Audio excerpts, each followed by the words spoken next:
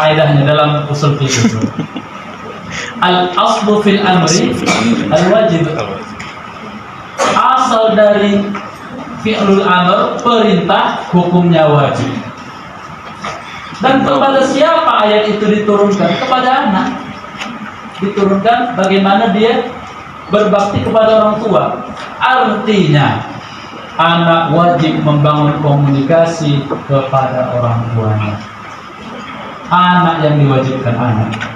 Tapi ironis sekali di zaman sekarang, ustaz-ustazah, banyak orang tua yang sangat sedih hatinya karena anak asik sibuk dengan kehidupannya masing-masing. Dulu sewaktu di rumah anak 5, indah rumah dengan tangis dan tawa si anak. Tapi lama-kelamaan, hari demi hari, bulan demi bulan, tahun demi tahun, yang satu paling besar kuliah, dapat jodoh, menikah, pindah keluar kota. Begitu pula anak yang kedua. Lama-kelamaan, tahun demi tahun, anak yang ketiga pun menyusul, pindah dibawa suaminya keluar kota. Anak yang keempat dan kelima dekat umurnya, pamit kuliah keluar kota juga. Akhirnya rumah itu sunyi macam kuburan. Duduklah ayah dengan mama, entah apa yang mau diomongkan, duduk terdiam begini. Dulu Pak, rumah kita ini sangat senang, menyenangkan sekali, bahagia sekali kita timang anak-anak kita. Tapi sekarang sunyi, rindu kita tanpa ya. Iya. Maka berinisiatiflah mereka menelpon anaknya. Ditelepon anak pertama tak mengangkat. Sibuk mungkin dia mencari nafkah untuk keluarga. Telepon anak kedua tak mengangkat. Tapi orang tua husnuzon mungkin sibuk, rupanya sibuk main game online. Menelpon pula mama ini sering. Telepon anak ketiga begitu juga, tak mengangkat. Anak ketiga cewek pula kebetulan nonton Korea. Lagi sedih-sedihnya nelpon orang tua. Aduh, nggak dapat dirinya nanti, maaf ya. Anak keempat, anak kelima nongkrong di kafe, duduk nongkrong sama kawan-kawannya. Ngapain main game online juga sama. Ditelepon tak mengangkat. Akhirnya orang tua sedih hatinya. Kenapa lah anak-anak kita ini masa semuanya sibuk? Besok pun begitu. Payah kan mengangkat anaknya. Sehingga sedihlah dan rindulah hati orang tua. Orang tua dilanda dan terhukum rindu. Maka bagaimana kondisi seperti ini dalam pandangan Islam? Anak sangat ditanya dalam hal ini. Mengapa anak tak sempat meluangkan waktunya kepada orang tua? Padahal orang tua tak malah banyak-banyak kalau berkomunikasi sama orang tua. Ditelepon orang tua kita angkat, paling ditanya kayak mana kabarmu nak? Sehat ma? Mama udah makan? Udah. Terus mama ngapain nanti? Mau baca Quran? Ya semangat Maya? Ya. Udah, gitu aja udah. Assalamualaikum. Besok pun gitu juga nih. Besoknya pun begitu itu aja itu memang. Tapi yakin dan percayalah, walaupun katanya itu remeh dalam pandangan Islam, sesuatu yang kita anggap kecil bisa jadi timbangannya di yaumil mizan besar. Karena itu mendatangkan kasih sayang dan menghapus rasa rindu yang luar biasa di hati kedua orang tua kita. Maka itu yang ketiga. Kemudian yang keempat adalah waqfid lahuma janahal dhulli minar rahmah. Rendahkanlah dirimu dengan penuh kasih sayang di hadapan orang tua. Hal ini sering terjadi di saat anak sudah mencapai dan menggapai impiannya. Dulu anaknya masih kecil, punya cita-cita. Nak, kalau sudah besar nanti mau jadi apa nak? Mau jadi ustaz, mau jadi ustazah. Alhamdulillah, tahun demi tahun berhasillah si anak mendapatkannya. Mau jadi apa nak? Mau jadi pengusaha, dapat pengusaha. Mau jadi apa nak? Mau jadi pejabat, dapat pejabat. Maka terkadang dilihat ternyata orang tua begitu-begitu saja rupanya. Jualan di pinggir-pinggir jalan, kerja kuli bangunan, begitu saja kehidupannya. Dorong gerobak, Apabila anak yang kurang iman menyikapi ini, bisa kemungkinan dia malu melihat orang tuanya. Bahkan ada kejadian anak tidak mengakui orang tuanya karena dia melihat sangat susah orang tuanya. Bahkan dia malu mengakuinya. Dia melihat pakaian orang tuanya yang sudah buruk, kondisinya pun yang memprihatinkan, rumahnya pun reot. Dia sudah sukses di perantauan, maka dia pun tidak mengakui orang tuanya, sombong di hadapan orang tuanya. Maka bagaimana pandangan agama dalam hal ini? Sangat dilarang. Karena dalam hal ini harus kita rendah hati dan rendah diri di hadapan orang tua kita.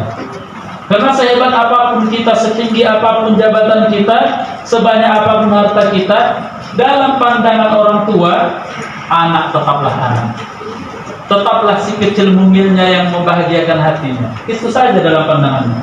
Sehingga si anak mampu suaranya tinggi, sombong di hadapan orang tua, sakit perasaannya. Oleh karena itu agama mengatur jangan sampai terjadi hal yang seperti itu, karena dapat menggoreskan luka di hati sanubari orang tua kita.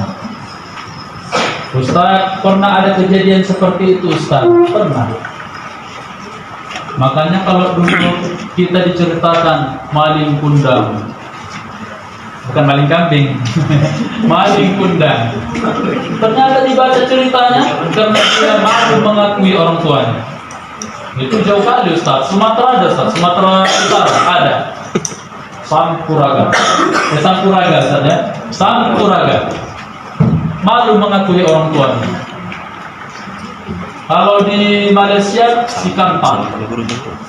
Nah, itu kan zaman dulu Ustaz. Menurut para ahli kan itu cerita-cerita untuk menakuti anak-anak saja itu Ustaz. Mana ada yang sekarang kayak gitu Ustaz? Ada. Pernah kejadian di Rantau Prakan. Dan di kampung kami pernah. Nama dan alamat dirahasiakan. Karena dia sudah mencapai cita-citanya jadi staf salah satu bank, maka orang tuanya datanglah ke bank itu. Karena dia melihat orang tuanya dengan baju yang ala kadarnya, dengan keadaan yang nampak susah, malu dia tidak mengakui orang tuanya. Nauzubillah. Nah, maka jangan sampai terjadi hal yang demikian. Karena sehebat apapun kita, itu tidak lepas dari doa orang tua. Sepertiga malam terakhir munajat orang tua, ya Allah, selamatkanlah anakku, mudahkanlah dia mencapai cita-citanya, ya Allah, sehatkanlah dia, ya Allah. Karena doa orang tua, karena perjuangan orang tua. Maka laksanakan yang poin keempat ini. Kemudian yang kelima adalah mendoakan segala kebaikan untuk orang tua. Hal ini sesuai dengan firman Allah Subhanahu wa taala, "Wa qur rabbirhamhuma kama rabbayani shaghira." Dan berdoalah kepada Allah, "Rabbirhamhuma," ya Allah, sayangilah orang tua kami, kama rabbayani shaghira, sebagaimana ya Allah mereka membesarkan kami dengan penuh kasih sayang sejak kami kecil. Maka jangan lupa doakan orang tua. Ini kadang kita tengok anak-anak kita ini Ustaz. Begitu siap sholat, Assalamualaikum warahmatullahi, Assalamualaikum warahmatullahi, membalik awak ke belakang, tak nampak lagi yang terkenal. Rupanya yang main lato-lato, yang lari-lari di luar lah, yang kejar-kejaran, lupa mendoakan orang tuanya. Bahkan yang parah lagi sholat tidak. Nah ini yang parah. Ada pula sebagian anak tak sholat pula dia, kayak mana dia mau mendoakan orang tua? Sholat pun untuk dirinya sendiri dia lupa. Nah, maka yang kelima ini kita laksanakan dalam kehidupan kita. Walaupun doanya yang diajarkan guru kita dulu pendek, taknya panjang-panjang doanya. Rabbil firli wali walidayya warhamhuma kama rabbayani shaghira. Bentar aja, 1 menit kita sampai. Rabbil firli wali walidayya warhamhuma kama rabbayani shaghira wa li jami'il muslimina wal muslimat wal mu'minina wal mu'minat. Rabbana atina fid dunya hasanah wa fil akhirati hasanah wa qina adzabannar. Sependek itu tak sempat. Sesibuk apa rumahnya kita? Dan bukannya para sibuk-sibuk lagi. Bisa insya Allah, bisa minimal 5 kali sehari semalam setelah sholat fardu kita doakan orang tua kita. Ini yang kelima. Kemudian masuk kita yang keenam. Yang keenam adalah memberikan nafkah wajib apabila orang tua sudah tidak sanggup untuk memenuhi kehidupannya. Nah, ini yang nomor 6. Sebagaimana secara alami yang terjadi pada manusia, semakin lama semakin tua, kemampuannya pun semakin menurun. Yang dulunya dia sehat, lama-kelamaan penyakit demi penyakit datang kepada dia. Semakin tua dan semakin menurun kemampuannya. Ditambah lagi tunas-tunas muda, generasi muda yang sehat-sehat, yang lebih prima, ilmunya yang lebih upgrade sudah muncul. Maka secara alamiah, sebagaimana pepatah mengatakan, setiap orang ada masanya dan setiap masa ada orang-orang. Maka lama-kelamaan orang-orang tua kita pun sudah berganti posisi. Sudah tenang dia di rumah, tak lagi dia dipakai masyarakat. Sudah pensiun. Beruntung terkadang ada orang tua yang semasa mudanya diberikan Allah kelebihan rezeki, berinvestasi dia dan bisa dia gunakan untuk masa-masa tuanya. Namun tak banyak, tak jarang juga orang tua yang di masa dia aktif pun dia habis-habisan untuk membesarkan orang tua. Jangankan untuk menyimpan, untuk membiayai anaknya pun kadang tak cukup. Sehingga begitu selesai pekerjaannya, menunggu di masa-masa pensiunnya, tak ada lagi yang bisa dipada-padakan. Kemampuan sudah menurun, kesehatan pun menurun. Maka orang tua dalam kondisi seperti itu, bagaimana kewajiban si anak? Ternyata dalam pandangan ulama, fuqaha, para ulama fiqih, seorang anak wajib menafkahi orang tua. Sehingga karena itulah penyebabnya anak tak boleh berzakat kepada orang tua, tak boleh. Orang tua tak boleh berzakat kepada anak, memberikan zakat kepada anak tak boleh. Suami tak boleh memberikan zakat kepada istrinya, mengeluarkan zakat dan dibayarkan kepada istri, tak boleh. Haram, tak boleh. Tapi kalau istri, Ustaz, gimana? Kalau istri boleh memberikan zakat kepada suami, tapi jangan sampai terjadi pula malu untuk suami, kan? Karena istri tidak menanggung suami, tidak tak wajib istri menanggung suami. Walaupun ada di masyarakat istrinya sukses, suaminya ala kadarnya, sehingga istrilah yang seharusnya menjadi tulang rusuk, menjadi tulang punggung. Sehingga kalau begitu bagaimana, Ustaz? Ya, sebenarnya tak wajib istri untuk menafkahi keluarga. Suamilah yang wajib.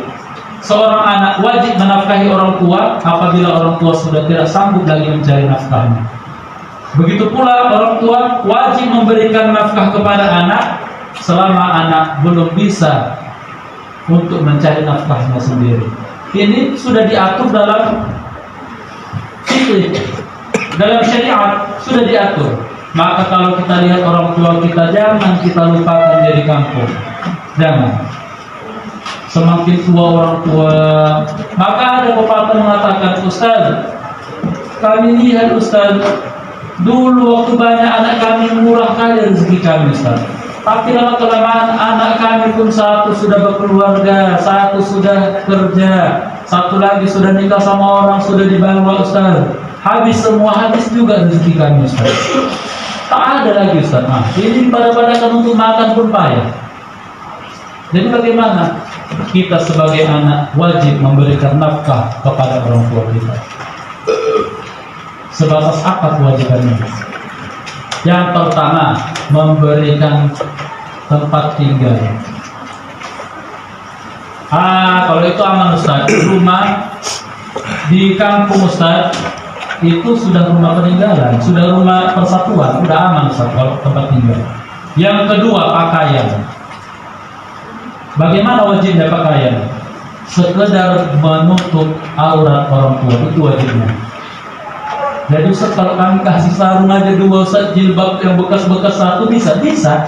Pakaian apapun bebas, tapi sekedar melepas kewajiban. Nah, janganlah pula amalan kita sekedar melepas kewajiban. Itu artinya sama macam sholat, cuma yang wajib-wajib saja. Allahu Akbar, Al-Fatihah langsung rukuk. Zikir-zikir yang tak dibaca, terus hanya ngambil komakninanya saja, maka begitu tahiyat akhir baru dibaca. Itu pun hanya yang wajib saja, sampai Allahumma salli ala Sayyidina Muhammad wa ala ali Muhammad. Selanjutnya tak dibaca langsung. Salam pertama yang wajib, salam kedua tak wajib. Assalamualaikum. Simpel kali sholatnya Ustaz. Yang wajib-wajib saja. Jadi kalau kita menafkahi orang tua yang wajib-wajib saja, memang miris sekali, tak begitu kan? Kalau yang ketiga apa Ustaz? Setelah tempat tinggal, pakaian, yang ketiga adalah makanan. Batas wajibnya bagaimana? Likulli yaumin muddan. Satu hari satu mud. Satu mud itu kalau makanan pokok, satu mud itu tak sampai 1 kilo. Bulan kalau 1 kilo lah bulan. 15.000. Wala uang lauk 15.000 lagi 30.000. Atau uang lauk 5.000, wala 20.000. Berarti kali berapa saja? Kali 30 hari 20.000, 600.000. Berarti seorang anak wajib mengeluarkan untuk makanan orang tuanya 600.000. Kalau anaknya 3 ringan, alhamdulillah 200.000, 200.000. Kalau anaknya 6, alhamdulillah lebih ringan lagi, 100.000 per orang. Tapi hanya melepas kewajiban, hanya untuk melepas kewajiban saja. Maukah kita amalan kita menafkahi orang tua hanya untuk melepas kewajiban? Tidak. Wa ahsin kama ahsanallahu ilaik. Haruslah beramal lebih dari yang diwajibkan Allah Subhanahu wa taala. Lebih dimantapkan lagi sesuai dengan situasi kondisi. Tapi kadang-kadang anak ada juga yang susah juga kan. Nah, itu payahlah. Tapi kalau Allah memberikan kita kelapangan rezeki, beri sebagian rezeki kita sebagai nafkah kepada orang tua kita, maka yakin dan percayalah Allah akan memberikan balasan yang berlebih, berlipat lagi dari apa yang kita berikan kepada orang tua kita. Nah, itu yang keenam, menafkahi orang tua yang sudah tidak sanggup untuk memenuhi kebutuhan hidupnya. Kemudian yang ketujuh adalah melakukan kebaikan kepada orang tua untuk meraih keridhaan orang tua. Ini yang ketujuh. Jadi selagi Allah Subhanahu wa taala memberikan kita nikmat hidup, selagi Allah memberikan kita rezeki bisa bersama dengan orang tua kita, jangan sia-siakan. Karena betapa ruginya seorang anak apabila dia bisa sempat hidup bersama dengan orang tuanya tapi gagal untuk membahagiakan orang tua, rugi. Dari mana Ustaz tahu? Ada hadisnya. Bu'dan, celakalah. Nah, ini doa malaikat Jibril diaminkan Rasulullah Sallallahu Alaihi Wasallam saat naik mimbar dalam satu khutbah. Langkah pertama naik satu tangga, amin. Langkah yang kedua, amin. Langkah yang ketiga, amin. Sehingga para sahabat mengatakan, ya Rasul, tadi waktu naik mimbar kali dengar amin 3 kali. Apa maksudnya ya Rasul? Maka Rasul menjelaskan, di antaranya ialah dalam satu redaksi, amin. Zu'ima an urajulin. Dalam satu redaksi dan celakalah. Salah satu dari yang 3 doa itu adalah liman adrokahul walidain. Bagi yang mendapati orang tuanya semasa hidupnya, falam yudkhilahumal jannah, tapi tidak sanggup dia masuk surga disebabkan berbakti kepada orang tua. Artinya bagaimana?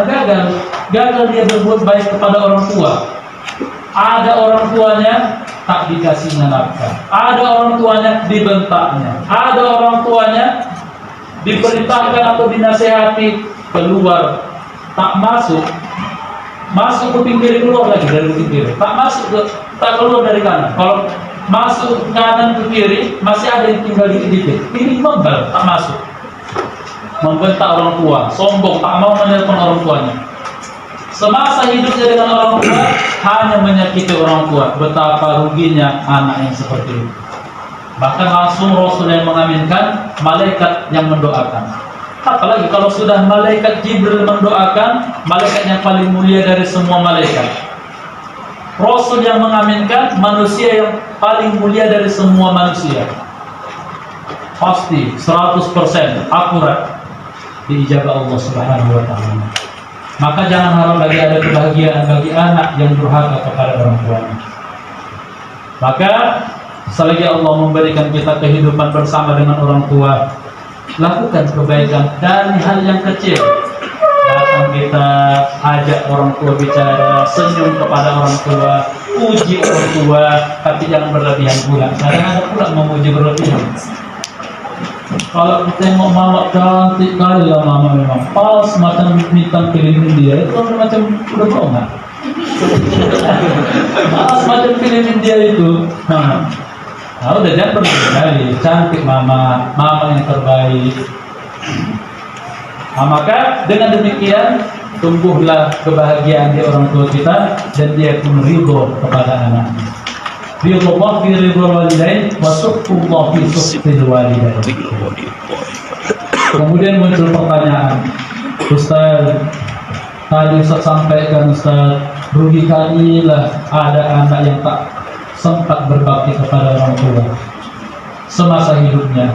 Itulah yang saya sesalkan dalam hidup saya, Ustaz. Selama orang tua saya dulu bersama dengan saya, Ustaz, saya dulu Ustaz belum tobat, sering membentak orang tua, menyakiti hati orang tua. Sekarang baru saya tobat, Ustaz. Apakah masih sempat Ustaz saya berbakti kepada orang tua? Ternyata masih sempat. Itulah luar biasanya Allah Subhanahu wa taala. Tetap Allah memberikan peluang kepada kita walaupun orang tua sudah berpulang ke hadirat Allah Subhanahu wa taala. Lantas apa yang harus kita lakukan apabila orang tua sudah berpulang ke rahmatullah? Maka berbakti kepada orang tua yang sudah wafat. Di sini kami sampaikan ada 6 poin. Yang pertama adalah mendoakan agar orang tua mendapatkan maghfirah dan rahmat dari Allah Subhanahu wa taala. Ini yang bisa kita lakukan. Apalagi mana lagi? Doakan setiap kali sholat, ya Allah, ampunilah orang tua hamba, ya Allah. Dulu ya Allah mereka membesarkan kami, mungkin karena sibuk mencari nafkah ya Allah, kadang sholatnya tak sempurna, kadang puasanya tak sempurna ya Allah. Betapa pilunya lah hati kami ya Allah, sakitnya hati kami kalau di alam barzaknya dia disiksa ya Allah, yang mana kami tahu penyebab siksaan itu adalah karena kami. Pilu hati kami ya Allah. Doakan, bermunajat kepada Allah Subhanahu wa taala. Karena itulah yang ditunggu oleh orang tua. Idza matal insan, idza mata ibnu Adam, apabila anak Adam meninggal, inqata'a 'amaluhu, semua amalannya putus, illa min thalathin, kecuali 3. Di antara yang 3 itu adalah waladun salih yad'ulah, anak yang mendoakan orang tuanya. Tapi terkadang malang sekali orang tua, anak yang ditinggalkannya sibuk dalam hidupnya masing-masing, tak sempat mendoakan anak, mendoakan orang tuanya, tak sempat. Lupa mendoakan orang tuanya. Bagaimana Ustaz kalau orang tua lupa didoakan? Maka dalam kitab I'anatul Talibin juz 2, ternyata orang tua yang seperti itu berkeluh kesah, merintih-rintih dalam kuburannya. Apa rintihannya? Wa ya man yalbitu thiyabi, wahai orang yang memakai pakaianku, wa ya man sakana baiti, wahai orang yang tinggal di rumahku, wa ya man yuqassimu mali, wahai orang-orang yang membagikan hartaku. Hal minkum min ahadin tudzakiruni, apakah ada di antara kamu yang sudi mendoakanku? Anak-anakku, doakanlah ayah nak. Tapi malang sekali, anak pun tak sadar dan tak mau mendoakan orang tua. Akhirnya orang tua pun berada dalam penantian yang panjang, menunggu doa dari anak-anak yang saleh. Maka Ini salah satu yang bisa kita lakukan. Kalau dulu tak sempat kita berbakti kepada orang tua, ataupun kita mungkin ya memang tak bisa lah full maksimal kita berbakti kepada orang tua. Kalau kita ingin menambah bakti kita kepada orang tua, doakan mereka di saat mereka sudah dipanggil Allah Subhanahu wa Ta'ala. Kemudian yang kedua adalah bersedekah atas nama orang tua. Nah, ini ada beberapa riwayat, di antaranya riwayat Imam Bukhari. Rasulullah SAW menyampaikan salah satu hadis. Salah seorang sahabat datang kepada Rasulullah, "Ya Rasulullah, inna ummi tuwfiyat." Ya Rasulullah, sesungguhnya ibuku sudah wafat. Afatasaddaqu anha? Apakah bisa ya Rasulullah aku bersedekah atas nama orang tuaku? Na'am, fatasaddaqu anha. Boleh. Bisa. Bersedekahlah engkau sampai pahalanya kepada orang tua. Nah, maka ini salah satunya. Kalau dulu kita tak sempat membahagiakan orang tua, pelitnya kita, na'udzubillah, asik beli skincare, asik beli paket internet, sehingga asal ditanya di telepon orang tua, nah ini habis pula lah beras lama, gimana Mbak ya? Agak tak ada pula ini Mbak. Padahal baru beli skincare harga 500.000. Beras yang 5 kilo 60.000. Alhamdulillah anakku ini. Tapi ternyata sudah wafat orang tua, barulah dia sadar, menangis dia. Maka jangan sia-siakan. Selagi Allah memberikan kita kesempatan kehidupan, keluarkan sebagian harta kita, sedekahkan atas nama orang tua kita. Terlebih lagi, teristimewa, kita sedekah dengan sedekah jariah. Maka terus mengalir pahalanya kepada orang tua kita. Kemudian yang ketiga, melaksanakan wasiat atau nasihat orang tua semasa hidup mereka. Maka ternyata ini pun salah satu bentuk akhlak kita kepada orang tua. Jadi kalau orang tua dulu pernah mengatakan, wahai Butet, wahai Bulan misalnya ya, kalau ada kesamaan nama mohon maaf, ini ada sekedar contoh. Anakku Bulan, gadis tersayang, tolong anak ya, kalau mama nanti tak ada, kau jagalah adikmu, kau berikanlah apa yang dibutuhkannya, perjuangkanlah dia agar menjadi orang yang sukses. Maka setelah orang tua wafat, ingat, itu adalah wasiat, nasihat, dan amanah dari orang tua kita. Laksanakan itu. Itu adalah bentuk bakti kita kepada orang tua. Ustaz, kalau kami tak mengerjakannya, tahu rupanya orang tua kami, tahu. Ya kan, orang tua kami sudah tak ada kan. Kalau kami tak mengerjakan itu, tahu, rupanya tahu. Ayatnya dalam surah At-Taubah juz 11. Wa qul ya'malu fa sayarallahu 'amalakum wa rasuluhu wal mu'minun. Katakan wahai Muhammad kepada umat Islam, i'malu, beramallah kamu, fa sayarallahu 'amalakum, Allah pasti melihat amal kamu, wa rasuluhu, dan rasulnya, wal mu'minun, dan orang-orang yang beriman. Syekh Profesor Dr. Waba Zuhaili dalam kitab Tafsir Al-Munir fil Aqidah wa Syariah wal Manhaj, beliau menjelaskan dan menukilkan salah satu riwayat hadis bahwa Rasulullah sallallahu alaihi wasallam bersabda, "Inna a'malakum tu'radu ila aqaribikum wa asakirikum fi kuburihim." Sesungguhnya amal-amal kamu akan dipertontonkan, akan diperlihatkan kepada kerabat kamu, kepada keluarga kamu, fi kuburihim, dalam kubur mereka. Jadi bagaimana cara menontonkannya Ustaz? Pakai video apa Ustaz? Itu enggak urusan kita. Karena itu adalah hal ghaib yang Allah yang langsung menghandle, Allah yang langsung melaksanakannya. Jadi keluarga kita yang sudah berpulang ke rahmatullah, mungkin orang tua kita, mungkin ibu kita, mungkin ayah kita sudah berpulang ke rahmatullah, ternyata dia memantau anak-anaknya. Bahkan lanjutan dari hadis itu, apabila anaknya berbuat baik, senang, tenang dia di alam kuburnya, bahagia dia. tapi apabila anaknya larut dalam berbuat maksiat, sholatnya bolong-bolong, asik, baca cewek saya kerjanya, nampak orang tua rupanya sedih, menangis dia, ya Allah anak ini, hancur hatinya melihatnya. Bagaimana lah anak ini, tak tenang dia melihat anak-anaknya yang tidak sesuai dengan ekspektasinya. Maka untuk membahagiakan orang tua, ya walaupun niat utama kita, niat dasarnya adalah untuk meraih ridha Allah. Tapi salah satu faktor pendukungnya adalah karena kita ingin membahagiakan orang tua kita. Karena ternyata tak bisa ditokoi lagi. Nampak orang tua kita 24 jam kita. Nampak. Kalau masih hidup orang tua kita masih bisa menopang.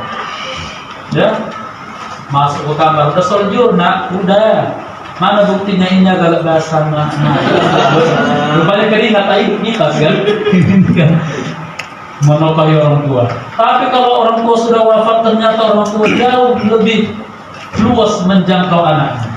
Dimanapun anaknya, apapun aktivitasnya bisa dilihat oleh orang tua. Nah itu yang ketiga. Kemudian yang keempat, melunasi hutang orang tua. Walaupun secara fikih sebenarnya tak wajib seorang anak melunasi hutang-hutang orang tua, tapi secara akhlak, secara adab ataupun secara perbuatan baik sangat dianjurkanlah anak untuk melunasi hutang-hutang orang tua. Terlebih lagi mungkin orang tuanya mengutang untuk biaya kuliah anak, untuk biaya menikahkan si anak, mengutanglah orang tua. Cinta bagaimana tak panjang umur meninggal orang tua, meninggalkan hutang. Maka kalau kita biarkan, na'udzubillah, orang yang meninggal dalam keadaan berhutang, dalam beberapa riwayat ada yang dikatakan mu'allaqun, tergantung. Belum tahu nasibnya, luntang lantung. Apakah dia masuk surga, masuk neraka, diazab atau disayangi Allah? Belum tahu dia. Nah, banyak ancaman-ancaman orang yang mengutang, meninggal dia dengan meninggalkan hutang. Terlebih lagi memang ada dia tak mau membayar. Nah, itu lebih parah lagi. Nah, itu luar biasa. Maka kita sebagai anak haruslah dari hati kita untuk membantu kesusahan orang tua kita. Bukan hanya di dunia, di akhirat susah orang tua kita lah sebagai anak tampil untuk membantunya. Di saat yaumul mizan dilihat, wahai fulan, masalah utang-utang engkau di dunia sudah lunas, sudah diselesaikan. Siapa yang menyelesaikannya? Ya Allah. Anak-anak yang soleh-solehah yang engkau tinggalkan semasa hidup di dunia. Alhamdulillah. Nah, kemudian yang kelima, berusaha menjadi anak yang soleh-solehah dengan iman dan takwa. Nah, sebagaimana tadi, ini adalah syarat doa kita kepada Allah Subhanahu wa taala. Waladun salih yad'ulah. Anak yang soleh mendoakan orang tua. Jadi langkah step pertamanya adalah soleh dulu kita. Nah, jadi kalau tak soleh mendoakan orang tua sama saja. Jadi kita sholat 5 waktu, jauhi maksiat, dan rajin mendoakan orang tua. Maka ini adalah bagian dari berbakti kepada orang tua semasa mereka sudah dipanggil Allah Subhanahu wa taala. Dan yang terakhir, yang keenam adalah menjalin silaturahim dengan kerabat, sahabat, dan orang-orang yang dekat dengan orang tua. Nah, ini ada riwayatnya. Maka dalam satu riwayat hadis Rasulullah sallallahu alaihi wasallam, sesungguhnya yang paling dicintai Allah dari seorang anak adalah setelah wafat orang tuanya, dia melanjutkan kekerabatan, menyambungkan tali silaturahim kepada orang-orang yang dekat dengan orang tuanya yang sudah berpulang ke rahmatullah. Nah, ini harus kita laksanakan sebagai bentuk bakti kita kepada kedua orang tua kita. Nah, mungkin ini yang dapat kami sampaikan. Memang ada beberapa slide. Sebenarnya slide-slide yang ada itu adalah keterangan dari 2 slide yang baru kita jelaskan. Nah, di situ ditampilkan dalil-dalilnya dalam setiap poin. Mana tahu Ustaz ingin menghafal dalilnya, insya Allah nanti bisa diminta bahannya dari Ustaz, bisa. Insya Allah bisa Ustaz ya. Nah, nanti bisa diminta, mana tahu kan tiba-tiba ada panggilan Ustaz, ada pula meninggal ini jamaah kita ini Ustaz. Berapa usianya? 50. Anaknya berapa? 5. Oh, cocok. Ada ini apa? Ada bukan cocok, maksud cocok. Oh, meninggalkan janda, bukan begitu. Bukan. Oh, pas pula innalillahi wa inna ilaihi raji'un. Aku menyampaikan tausiah. Alhamdulillah ada bahan dari Ustaz Saifullah. Ada 6 poin. Cara berbakti kepada orang tua setelah orang tua meninggal dunia. Bisa kita sampaikan. Insya Allah bisa. Bisa, insya Allah. Jangan pulanya nanti diajak untuk diundang untuk menyampaikan tausiah. Ustaz, ada pula tausiah, ada pula meninggal jemaah kita ini Ustaz. Bisa kasih tausiah apa ini Ustaz? Berpulangnya ke rahmatullah. Bisa Ustaz? Aduh, gimana Ustaz ya? Kalau saya tak siap pula bahannya Ustaz. Ayo kita Ustaz ya, kayak gitu. Maka kumpulkan bahannya, insya Allah nanti bisa dihafal-hafal poin demi poin. Insya Allah lebih matang lagi, bisa untuk terjun ke masyarakat. Nah, mungkin ini yang dapat kami sampaikan. Lebih dan kurang kiranya kami mohon dimaafkan. Mungkin ada 10 menit lagi. Setelah ini akan ada sesi tanya jawab kepada para ustaz, ustazah yang ingin bertanya. Waktu dan tempat kami persilahkan.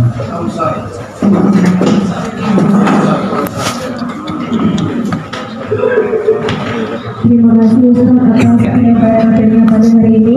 Tadi sudah dipersilakan untuk sesi tanya jawab. Mana tahu dari Ustaz atau Umi ada yang bertanya, silakan.